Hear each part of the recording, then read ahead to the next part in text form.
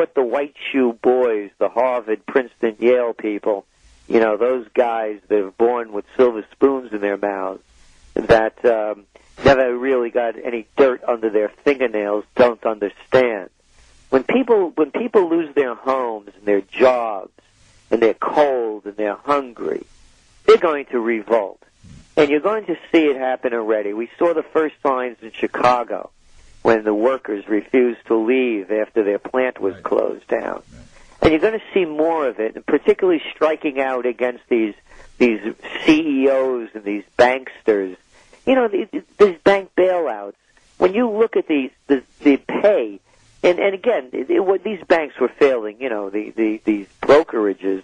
They were going under for a while. And you look at their 2007 bonuses that they gave to their CEOs.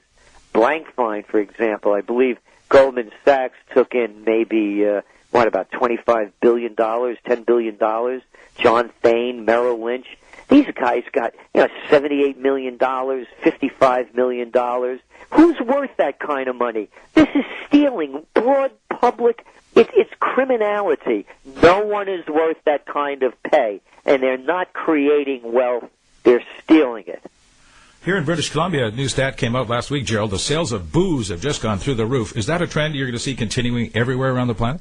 Oh, it is. And, during depressionary times, people like to lift their spirits. Yeah. And whether it's tipping them or just feeling good, one of the big trends that we're looking at coming about is a whole entertainment boom. You go back to the Depression, it was the happiest, hottest music this nation had ever seen. It was swing time. And people are going to want to get out of their homes, away from their computers and their text messaging, and they're going to want to, everybody knows how bad it is, and they're going to know how bad it's going to get. They're not going to want to be reminded of it.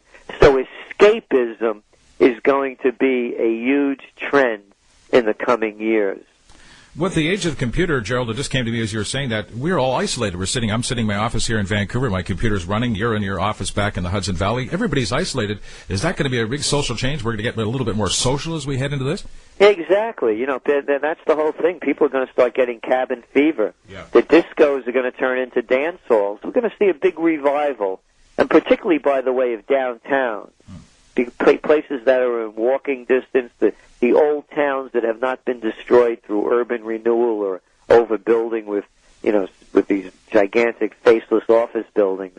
Those are going to be still good real estate buys. Not quite yet, maybe in a year or two. But you're going to see more of a resurgence. By the way, what's bad for Wall Street is great for Main Street. It's Wall Street that created these horrors of these huge malls and these massive subdevelopments throughout the country, because they were able to fund these huge corporations. They get funding to do this, and they drive the small mom and pops out of business, and they maul literally the small towns. Well, now that you're going to see all of these bankruptcies come about in the retail sector, that's going to leave gaps to be filled by small retailers. So as Starbucks closes stores, as they have been, their expansion was less about consumer demand than predatory competition. In other words, what they would do is go into an area, buy out the leases surrounding the coffee shops that were on mom-and-pop operations, and then go in and drive them out of business. So it was more a predatory practice than a consumer demand. So there's still going to be demand for people drinking high-end coffees, just not at Starbucks. Boy, you've got to come to Vancouver, Gerald. Literally 2 blocks from me, I've got a Starbucks that are literally kitty corner from each other, right across the street. We must have in Vancouver, we're a city of, a couple, and about 1.5 million. I bet you we've got 90 or 100 Starbucks. It's nuts. Listen, if parents are listening right now and they're planning to send the kids to university, what happens to all those high-priced colleges and universities if we head into the toilet here? Well, we're going to see a college crash. If you're going to send your kid to school to get a degree in business administration, foreign relations, communications, journalism, marketing, management, art history. Save your money. They're not going to get a job when they get out. And those are the soft sciences. If they're going for the hard sciences, sure, do it. And if you could afford a a community college, better yet, if they could get the good training at that. So we're going to really start seeing the college crunch, and it's going to follow, by the way, just as exactly what happened in Wall Street, exactly what happened in the real estate market, exactly what's happening in retail. The same thing is going to happen with these colleges. I mean, here these universities building these multi-million-dollar stadiums and paying these multi-million-dollar salaries to coaches and putting all their money into sports has nothing to do with education. And so they're going to be taking a hit as well. And we're going to see also the rise of distance learning. In India and China, distance learning is very big. Hundreds of thousands of engineers learn online in those countries. We're going to see more distance learning happening in this country and North America, particularly as people cannot afford to send their kids to college. And much of what college is teaching today is really out of sync with 21st century society, the corporate model that's now falling apart. And again, I have a master's degree. I know what college is about. Nobody's going to tell me. I was there. And the fact of the matter is, it's an antiquated system.